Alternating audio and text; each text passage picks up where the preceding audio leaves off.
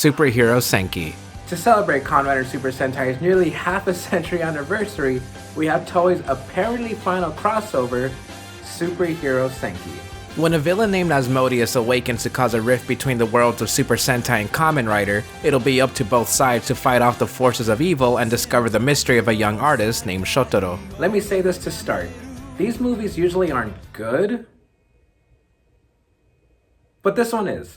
To me, most of the other Taisen movies felt hollow with paper-thin plots just meant to get to the big crossover at the end, and even that can be disappointing to me. This time, we don't have Sentai and Rider fighting each other. In fact, they team up pretty much from the start, leading to some great character moments. Sure, a couple of Rangers and Riders teamed up before, but this focuses on Saber and Zenkaiger pretty much immediately with little to no conflict between them. It doesn't take long for the story to start moving either, as these books just start appearing. Then our heroes get transported to the other side's world. From there, it's a journey to find the books too, as well as the other couple plot points I mentioned. The plot has little more than expected and the characters are given time to, develop. Admittedly, with some sacrifices made. Asmodeus is mentioned quite a bit, but he's actually not seen that much. He also creates these two monsters representing each side, and they look fantastic, though they're not seen much either. If anything, I'm okay with villains taking a back seat. It just seems a little off when Asmodeus tries to have this big scene talking about heroes with Shotaro, despite us not knowing much about him.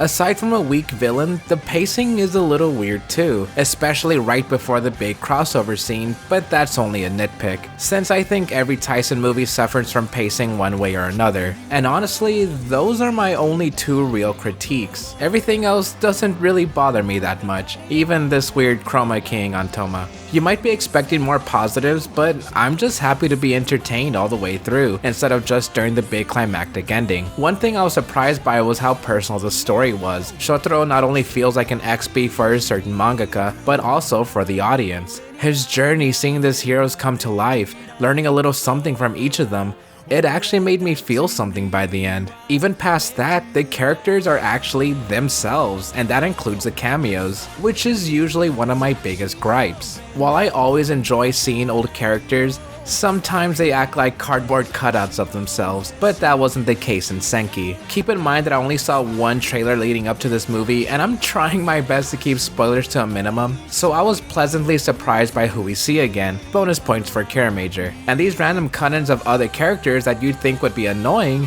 I actually really liked. It's like everyone had a reason to be here, for the most part, and I enjoyed everyone who appeared. Okay, I should say what actually surprised me the most was that I found myself enjoying the movie as a whole, like basically all of it. Originally I was gonna keep this as a minute-long video for TikTok and YouTube shorts, but I kept finding myself wanting to say more, and yeah, that includes more on the Saber cast. Yeah, I like him here too.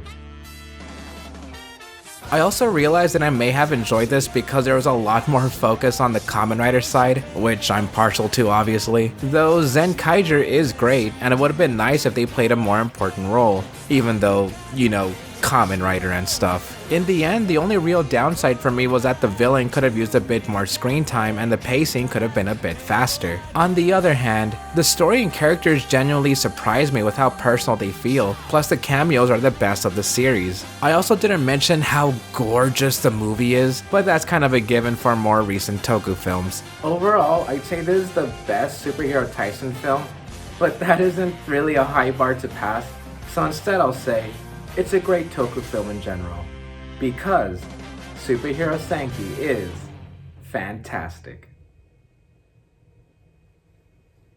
He's so cute.